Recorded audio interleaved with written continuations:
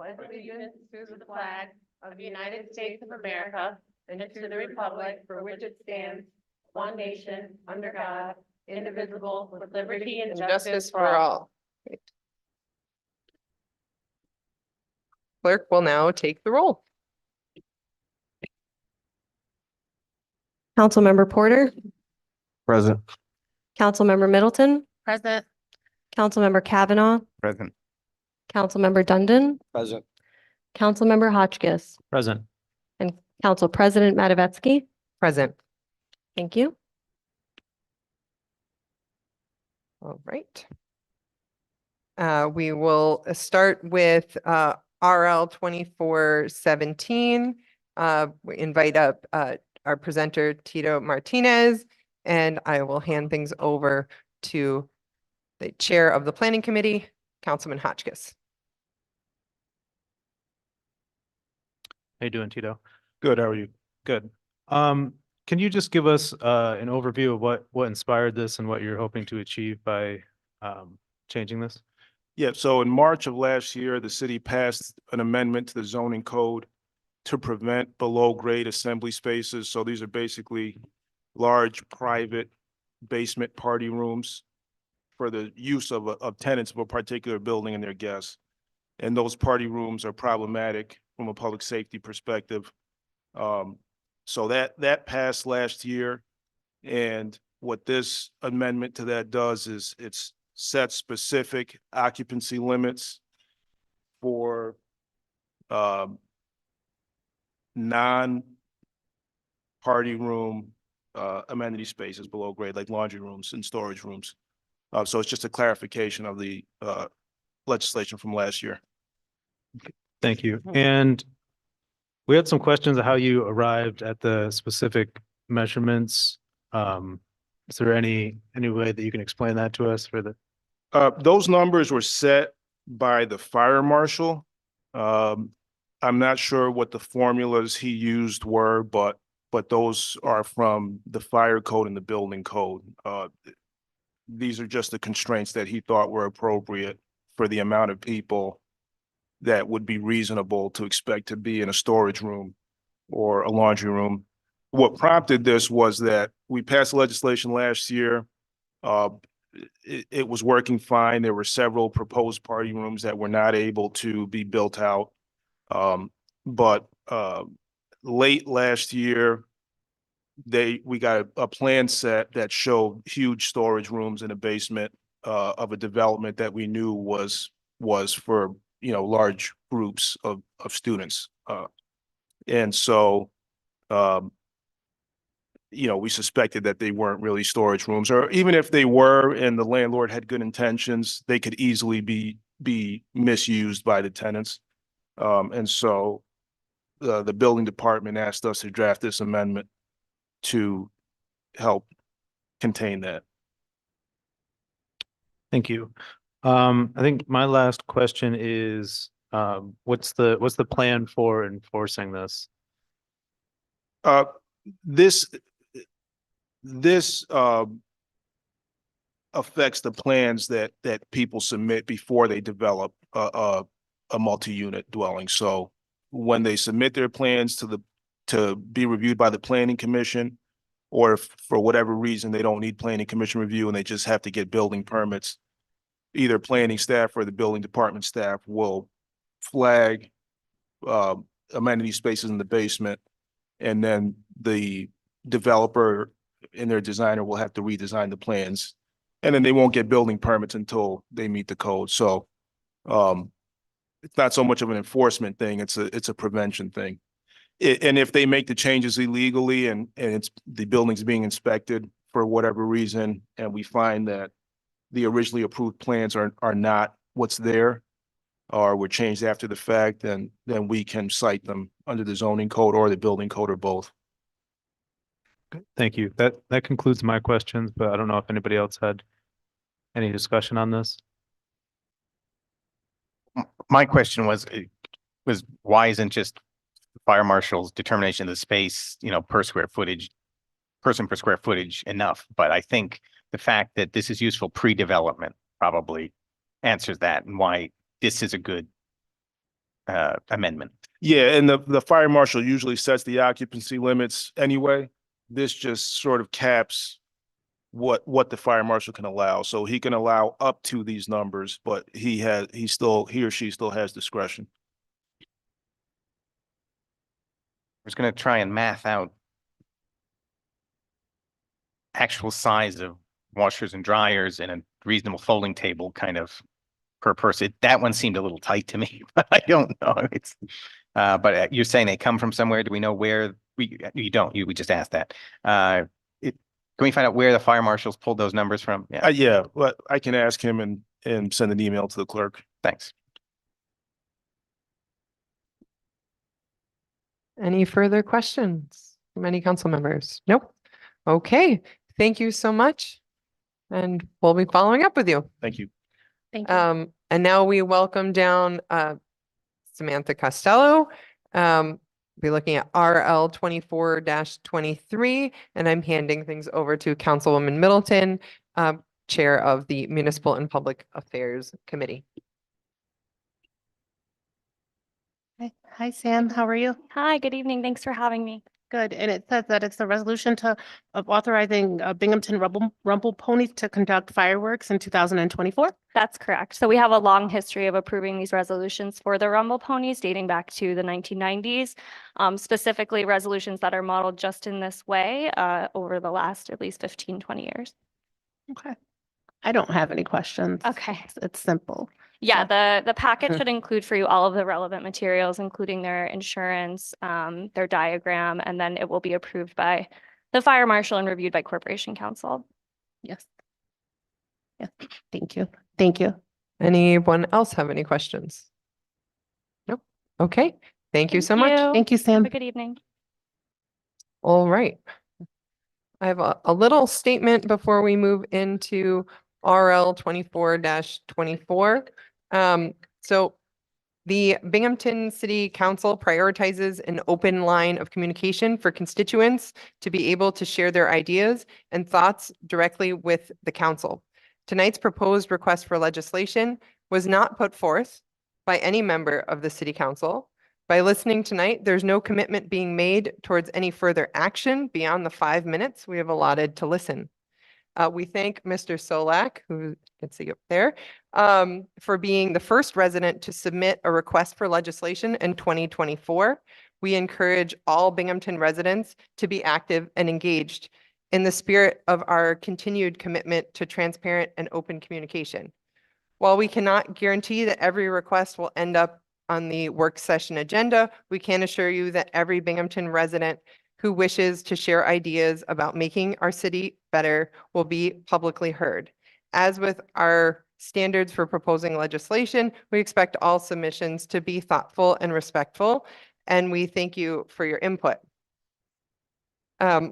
We have on our city council website an actual form for requesting RLs, and we will going forward make sure we announce every RL that is submitted to us by constituents, so that we have that transparency. We have heard that there's either in action or in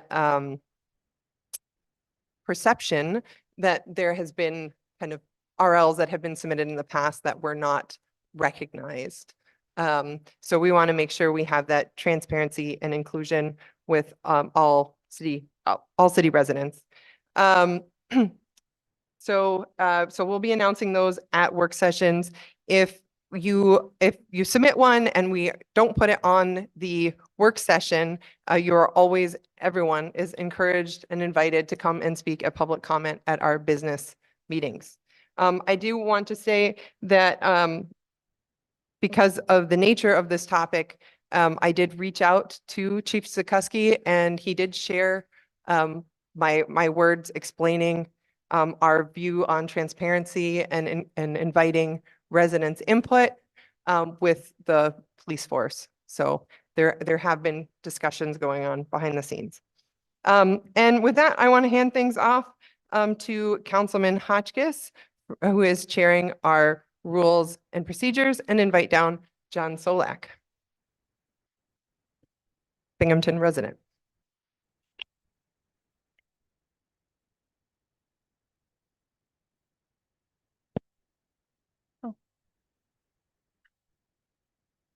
Good evening, John. You have to hit the button so that way you can hear. Know what I'm doing here. You've indicated that this isn't, you're not going to vote on it. That, Not at the work session. We don't vote at work. This is the work Okay. session. but it's not going forward. That's what you've implied to the media. This is a chance for you to present this to us right now. Do you want to do that? Well, if you will agree to abstain because your comments to the media indicate, I can get a fair shake from Councilman Porter and Councilman Middleton, but I don't think I can get a fair shake with you based on your statements to WBNG and WIVT. Okay, so do you want to present on this or not? Well, this is the same proposal that cut crime in Camden, New Jersey, a hellhole by 42%. By 42%. And you progressives kill me. You're sort of like conservatives. People run on that conservative line, boy, and they fold like a cheap suit. And this is the same thing. You got to talk to Zukoski about me and my resolution, the police chief for life. This is a joke.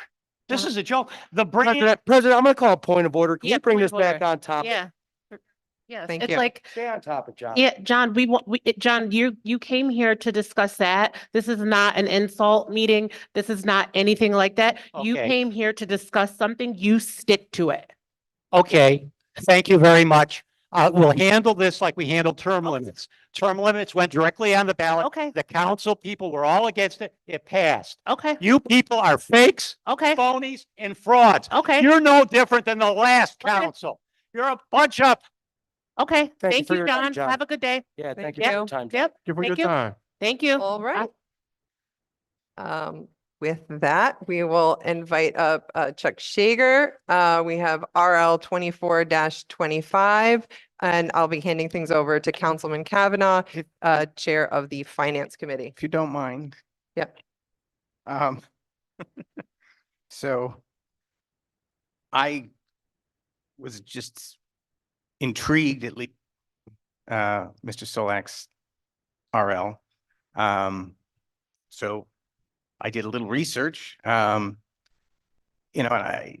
consolidation of services, consolidation of police departments is something that's been happening for decades across the country.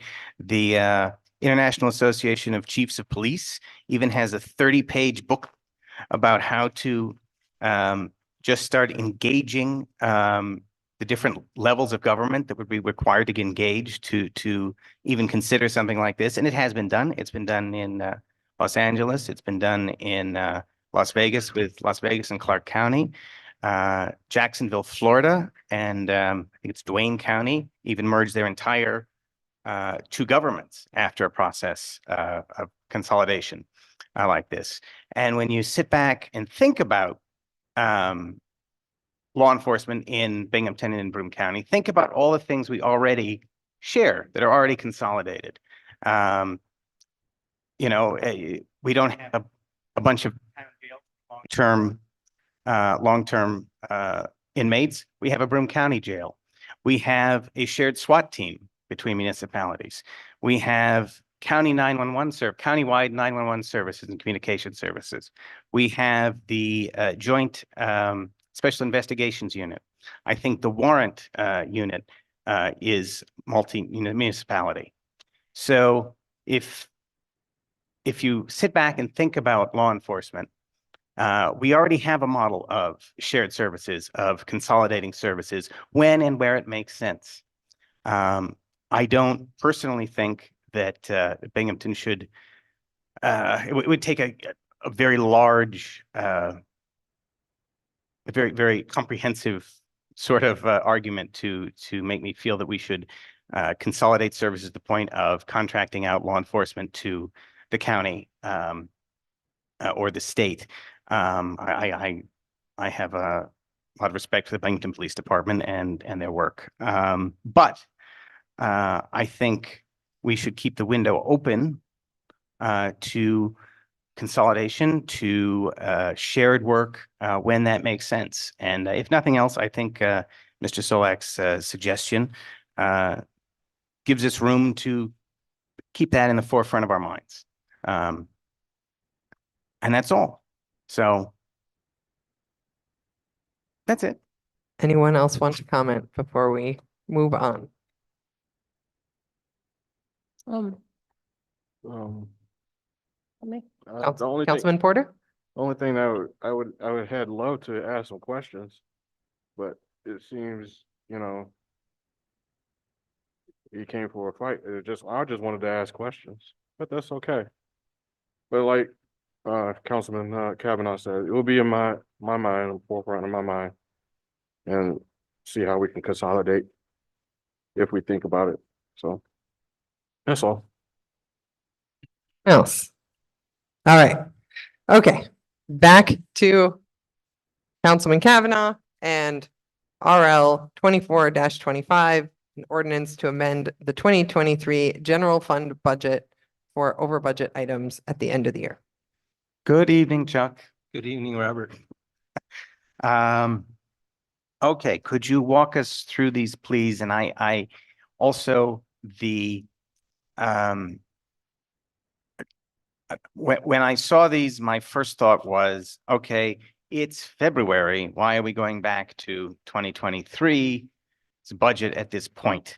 And I just started to go through some of the comptroller's training on budgeting and expenditures, and whenever it says that, it's great big words on one of the webinar slides, it's a negative appropriation or a negative expenditure, below a past appropriation is a violation, and so I think that's water we don't want to be in. So I'm trying to just get an explanation of the process and why we're looking at these things at this time instead of in calendar 2023, and is there a way to not be in a situation going forward, and then we can address the specific moves? I'll start off by answering part of the first question you had. Is the city's on what the state requires us to be on a modified accrual basis. That's basically any expenses that occur in, I'm going to use 2023, needs to be booked into 2023. Some of these expenses were not known until 2024, so they need to go back to 2024. Other are related to probably my office setting priorities on what needs to be done first.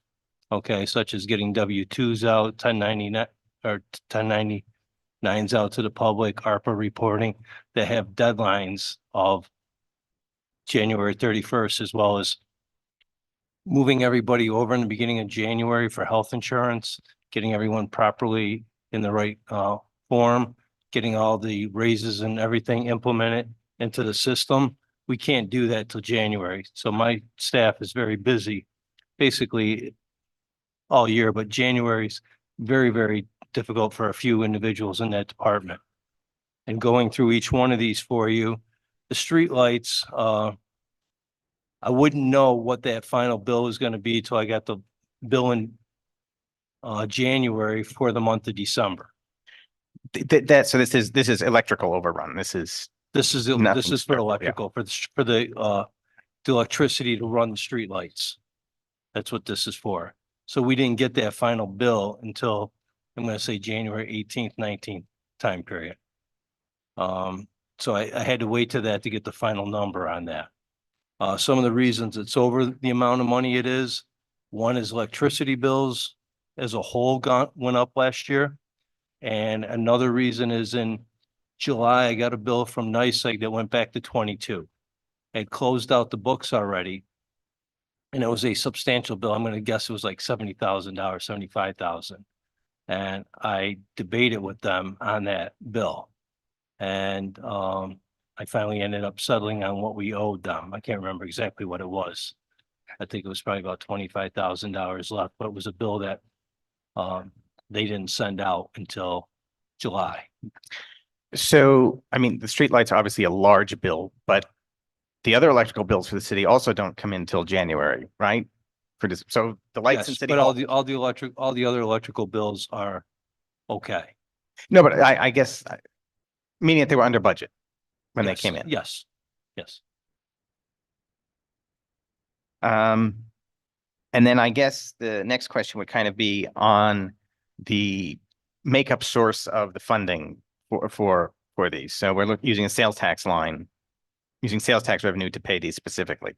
And is there, what's the reason why there's extra sales tax When we money sitting in that originally, line? And when does that wash in? the I guess. sales tax number's been up probably each over the last 3 years, probably gone up about 10 to 12% a year.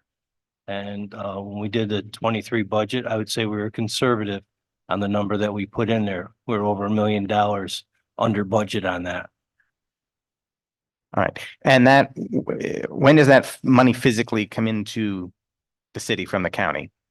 Um, probably last week, maybe the week before. Okay, so it's that end of 2023 money is not showing up till, Right. That 23 money I don't get until the end of January, early February. That's why you have a modified accrual basis. So all these things that come in, you can book in the proper year. You basically have like 90 days. okay. The next two line items, which is also on the next page, is the retirement system.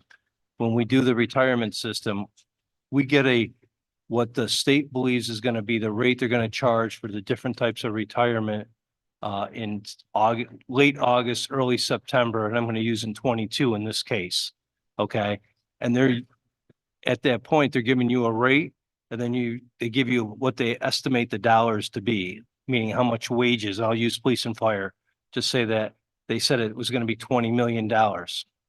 Sometimes I'll go back and I'll adjust that if I know something, like we were giving out ARPA money, or we were short a lot of people, or whatever the situation may be. I will adjust it. And then the wage time period goes from April 22 to March of 23. Okay. So when I made that estimate, I'm missing 6 months worth of potential wages that I don't know about. The actual bill came in December 10th. Okay. But there was still money that had to be paid back from employees where employees are contributing. That didn't get processed till early January. Okay. So did I know this was done maybe at your last work session? I could have brought this down to you. Yes. Okay. I just was the priorities that I was working on, but that's how you come about this number. And are these, is this typical in your experience year to year, or? Many years were under budget. Okay. And I think some of this has to do with some of the ARPA money that we had to pay out to different unions and stuff like that, I think is where probably this came from. Oh, so you're saying like some of the retention money and whatever Yeah. hazard, whatever it was, hazard pay, whatever, Yes. that skewed. Yeah. Everybody's numbers. That's what I think. I haven't gone back but when I go back and try to figure out, okay, where did I miss this on budgeting? That's what it seems to be. Okay. We had a large payment to the Teamsters Union in that time period that I probably didn't know about when I originally did it.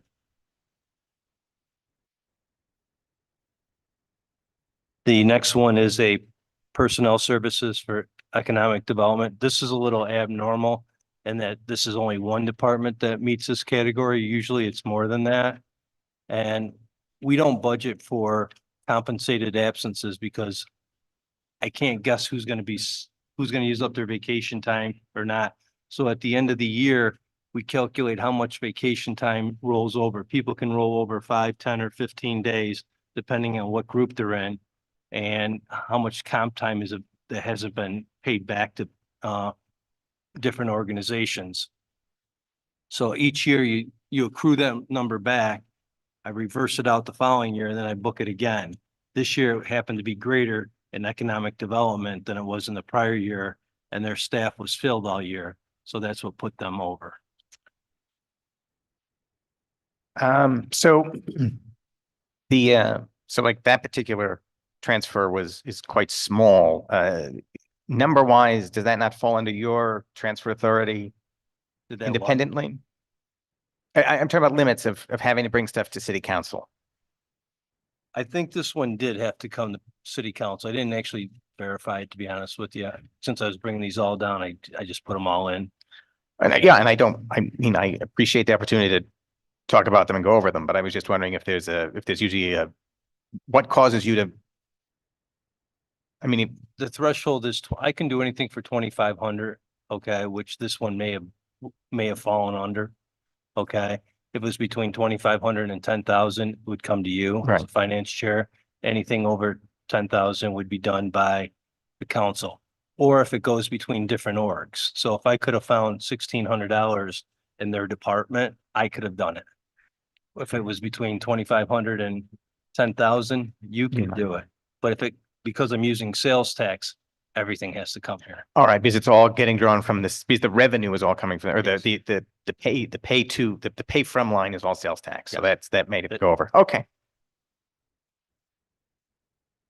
And then we're down to golf, I think. Well, then the next one is the water and sewer funds. That's all retirement. That was the second Right. page. And then the golf fund, like, and the refuse fund, I didn't know I had multiple pages. The water, sewer and refuse fund are all retirement stuff that I Stuff talked as well. about, same reason. Same thing. And then the golf fund, this is more of when we first started the golf fund, trying to figure out how we want to report it for account numbers, okay? And that goes back to when? Like probably 4 years ago. Oh, so the golf fund is a separate entity from the rest of the general fund. That's fairly recent that you started to track that way. Yes, it was back there maybe 10 years ago when we just started the new lease up with the firm that's managing it. And they have like thousands of lines that they track stuff on, and then they group them together. And how we originally had it and how we were trying to get it so that it's easier to understand. Okay, breaking it up into maintenance and different things of that nature, chemicals and different things, so that it becomes easier to look at the income statement, if you want to call it as such, and be able to understand it. So the 4 line items on the left, they were over budgeted on and I just got their December bill probably a week and a half ago, 10 days ago. Okay. Before they send it to me, okay, all the expenses that goes through their process. So we get to February by the time you're getting December's bill. Yes, in this one, yep. And the first one is Pro Shop merchandise. This is basically if they buy shirts and with the Binghamton Ely Park on it and stuff like that, that's what they sell up there. They were over budget by $26 there. The next two are operational costs on the maintenance side of it. The 1,125 or 2,400, that's for basically, not sure if you paid any attention to some of the mayor's things last year, but the usage of Ely Park has gone up substantially. And I believe that maintenance is probably tied exactly to that, of the number of, what do you want to call it? Games played up there. And the last one was the benefits for the year, which are probably related to their, I'm going to guess FICA. I group them all together. Increased labor. Oh. Right. As a whole for last year, the golf fund, if you take all their expenses, they were under budget as a whole. And they've been that way, I think, for all 3 or 4 years that we've had them. So when the city's going through its annual audit process, do the outside auditors look at the contract operator and stuff at Ely Park directly, or just work off of They look at what's the been sent numbers. to here? They look at the numbers that we have. We go up and check some things out during the year, someone in my office at different times to make sure that everything's being recorded. And they have a very sophisticated system up there that works very well. It's actually a fantastic system, the way they have able to track everything. Okay. That's about it for my questions. Do any of my fellow council people have thoughts, feelings, questions, or concerns for Chuck? Thank you. Thank Thank you. you, Chuck. With that, we call up Deputy Mayor Hyman for RL 24-13. Chairing the Finance Committee, we have Councilman Kavanaugh.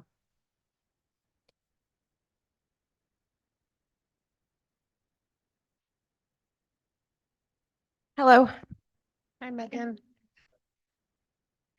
So, we've been, thank you to, uh, thank you to Chuck, and, we had a very informative training with our, bond counsel last week, going through the, some of the nuts and bolts, as well as the, as well as sort of the, I don't want to call it the philosophical approach, but just essentially the approach to when we bond for things and why we bond for certain things and not certain things. So that was, I think, very helpful for all of us. After that session, since we were not here in office when most of these proposals came through budgeting, we asked the mayor's office to provide sort of executive summaries for each of the line items, and those came in today, right? Yes, yes. So thank you very much for that. And I took a look through these this afternoon. I think most of us had a chance to do that. Are there any does anyone else have any questions before I've been talking too much. So does anyone else have any questions for the deputy mayor or Chuck on the bond or on this specific line items before I get cracking? No. Go for it, Robert. Do your thing. No, Nate was about to, he had his I was finger on the about button. I was just gonna say thank you for providing this extra information. I know I asked for a lot, but this is super helpful. And I know last time I asked about the levee reconstruction, and I got all the information I needed from Ron Lake and the DEC about that. So I feel more comfortable with that now. Thank you. Great, you're welcome. Now I have a question for Nate. Do you want to relay the levee reconstruction bit? Sure. So ultimately the walkway is going to have to get taken out because the levee has settled. According to the DEC, they're going to be providing some of the materials for the reconstruction and making sure it's up to the appropriate height that it needs to be. And then following that, I think then we'll have other conversations about rebuilding the walkway. And we'll have to do another process of permitting and building to that permit with the DEC and whatever contractor that responds to an RFQ or RFP. So does that answer? Are you saying our river walk won't be contiguous all the way to Ontenango Park? Yep, for this being rebuilt, that's my understanding. But our Okay. plan, my understanding is our plan would be to eventually address that. For the time being, while the repairs are being made, but we'd like to get the walkway back there, obviously. Of course, of course. It's All right. it's an opportunity to make the greenway more accessible. So think of it that way. All right. So that's all the way down. Back page. That's a M. All right. So one of our, I guess this kind of applies to the dump trucks and the fire trucks. There was discussion, with the bond council about kind of the useful life of municipal assets, and it used to, but once upon a time, they would bond for a police car, but that's something that, because of how police cars get used, they're pretty much toast after like 3 years. So our dump trucks, our fire trucks, things like that, these obviously have longer lifespans. And I'm just in kind of trying to, in a big picture sense, trying to appreciate, are there plans in departments or in the administration of kind of a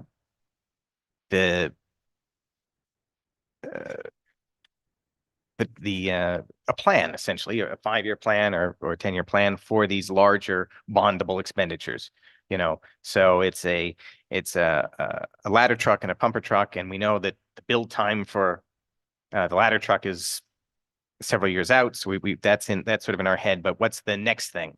Or, and you know, and across departments, when's the next time we need to think about garbage trucks or whatever? So, sort of the capital, the bondable capital. Sure, Purchases, absolutely. yeah. So, yeah, to answer your question, I think that's something that departments are always thinking about, and especially during budget season. Our office, department heads and Chuck's office have ongoing conversations about capital needs and capital projects. So I think the fire department requests here are sort of the perfect example of that. So we have this need for the pumper truck immediately to replace what's, I think, a 20-year-old truck on the south side right now. But we're also, we know from hearing from the fire department that the next one coming down the line is this ladder truck. It's really important for urban areas like Binghamton that have the high-rise senior living buildings and some of the other multi-story buildings. So it's important to get that process in the works now too. But yeah, this is something that comes up throughout the year, but especially during budget season, we hear from department heads on what are your capital needs now and what will they be next year? Do you have a plan? And most departments do have plans for their capital needs.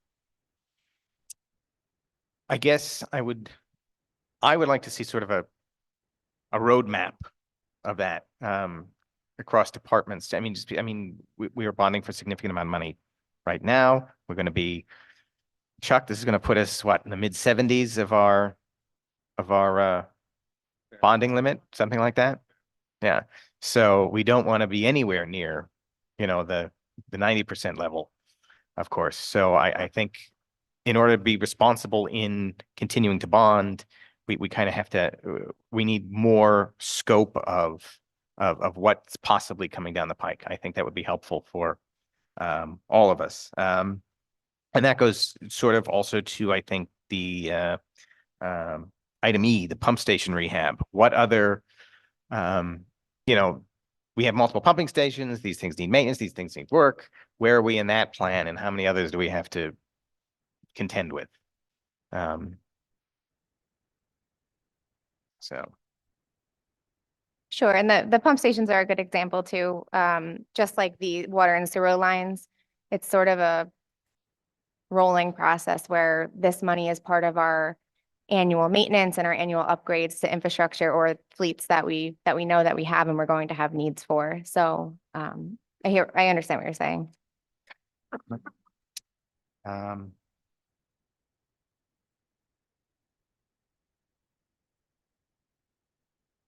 And I also, we've gotten the explanation of the kind of the engineering design projects and some of the reasons why we're bonding for them, but the amount of any individual one of these projects seems quite small. And without them tied to a specific, a specific larger project, I just have, I'm wondering if there's not a better way to find money for that elsewhere in the budget. For which one, So Councilman? the general engineering design projects, N. And maybe Chuck can speak a little to that. One of the things with the general design market, I think the mayor has some different ideas on like grants that he wants to look at. And he puts in a number and he had a list of what he thought they were. But when he actually, last year when we actually went to bed, I think one of them came in more expensive than he anticipated, which instead of doing 3, I think he did 2. And we need to do these type of designs in order to apply, as I was explaining to you on last Thursday, in order to get some grants. The farther you're ahead, the state does not like giving out money if you don't have a ready to go project. And that's what these designs help us get into that position, have a ready project. And I think that's exactly to your point in your question about the sort of long-term capital plans. Item N, the funding for the engineering design projects is meant to have a broad application so that as capital needs arrive, we can put it towards design so that we can sort of be ready to move on it and ready to apply for grant funding to support the actual work. Right. So if the mayor has some specific grants or projects in mind for the next year, it would be nice to know, at this point, rather than just have it be at least have some bulleted, we're thinking about this grant, this grant, this grant this year, rather than an amorphous amount. That's all. That, the second paragraph in the executive summary for that one lists some of the projects that he is considering. So it's, and that have frankly been on the table for a few years now. It's ADA improvements to council chambers. That's been long needed.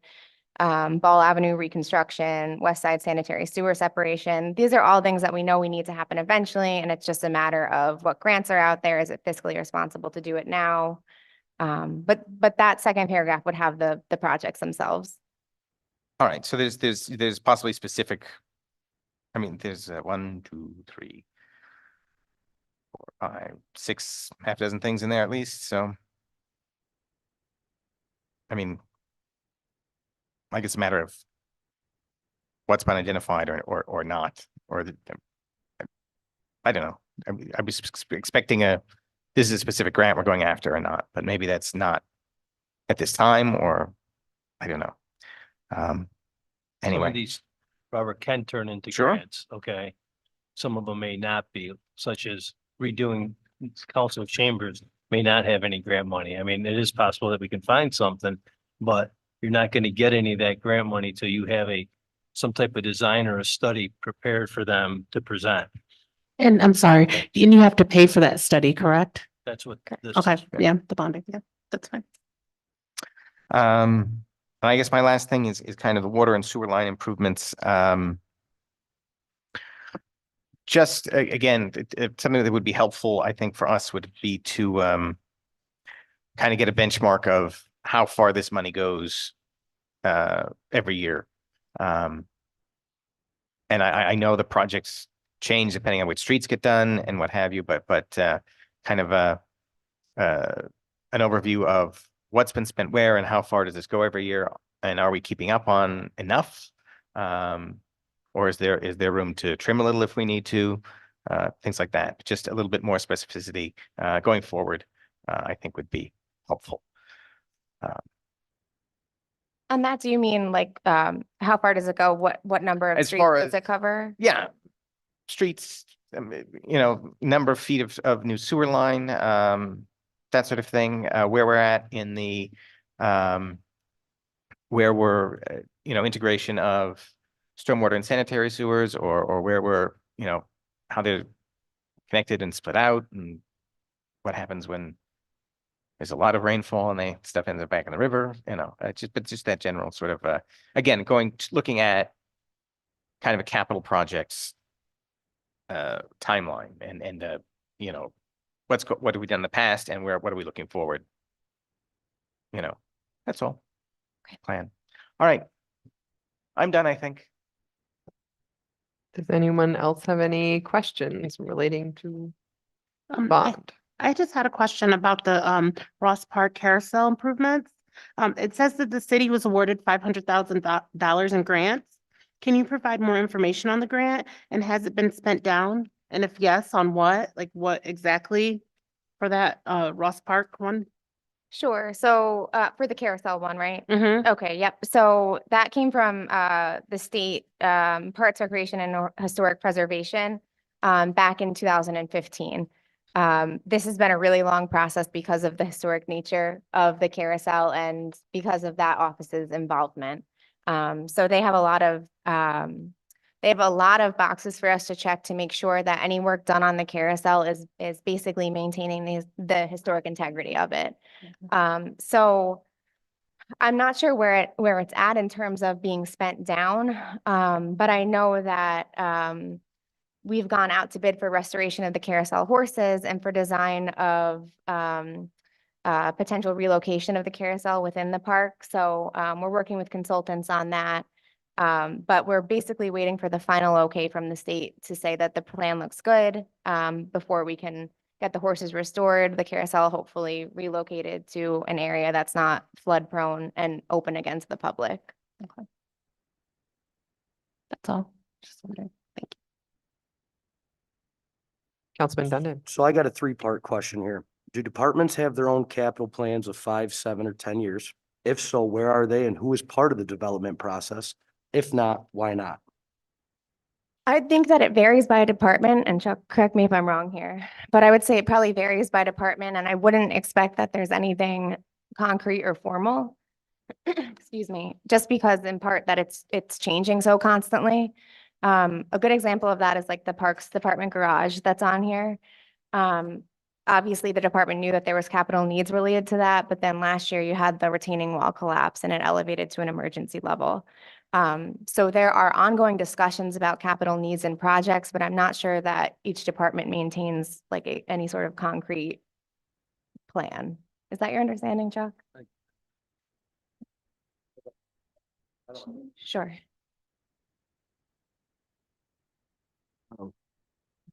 Yeah, I have a couple of questions.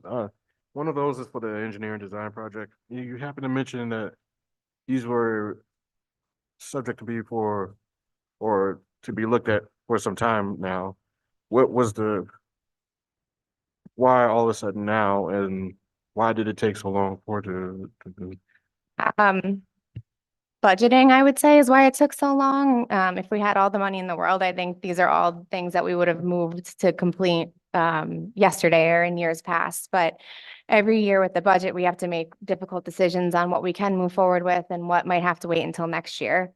So the projects in the engineering design, letter N, are all things that we've known for many years that ADA upgrades need to be made to city council chambers. It's a question of, is there grant funding out there? How much will it take? Is it something that the city can take on in a fiscally responsible way? So it's sort of balancing all of those things and trying to make the best decisions with what we have. Okay, which leads me to ask this question because it also involves dealing with the sewer water lines improvements as well as this engineering design projects. I mean, what did you consider the priorities? I mean, what would seem to be more important that now that if these are things were supposed to be done, why not make the priorities of those things such as the flood wall, conduit and inspection? Why not make the items in letter N the priority? Yeah, So I think it, or certain things in that, the certain things that you have down here for those, why not make those, some of those things important, such as the flood wall conduit?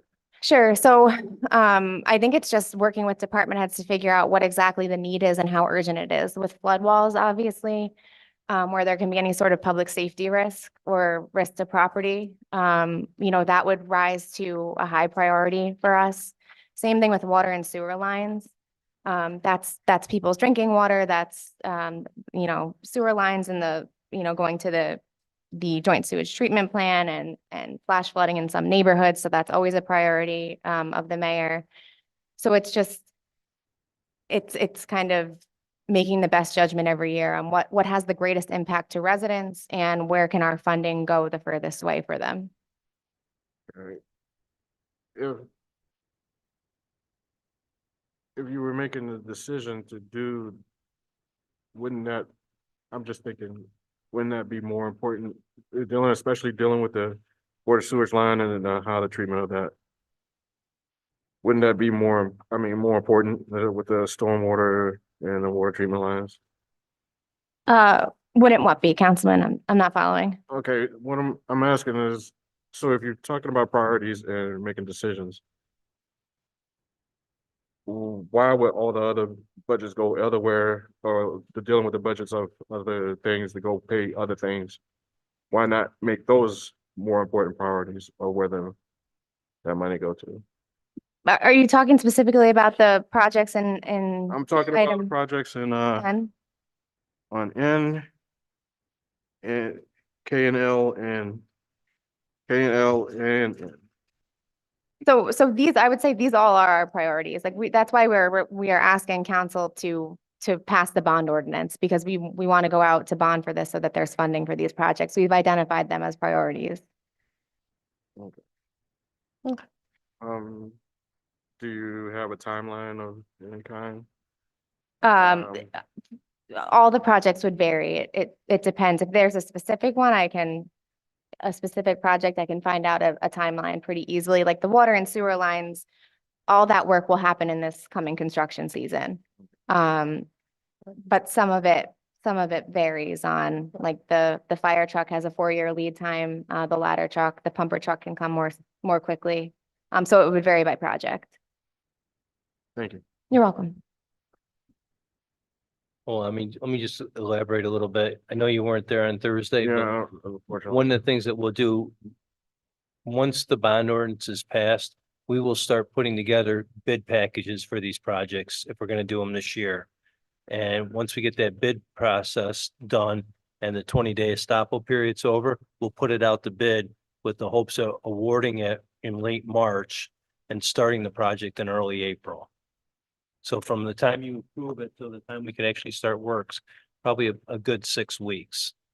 Okay? Okay. And if we miss any time in April, that cuts into what work we can get done for the end of the year. Our year end for road and usually ends the end of October. Sometimes we get lucky to the middle of November, but usually by the end of November, we got to be totally done. And that's when by far all the paving companies are done making asphalt for us. Thank you. Thank you, Chuck. Any further questions? No. All right. Well, with that, is there any, I'll entertain a motion to adjourn. Make the motion. All I right. second. All right, voice vote here? Hi. Hi. Aye. All right. Any nays? Okay. Thank you. With that, we're adjourned.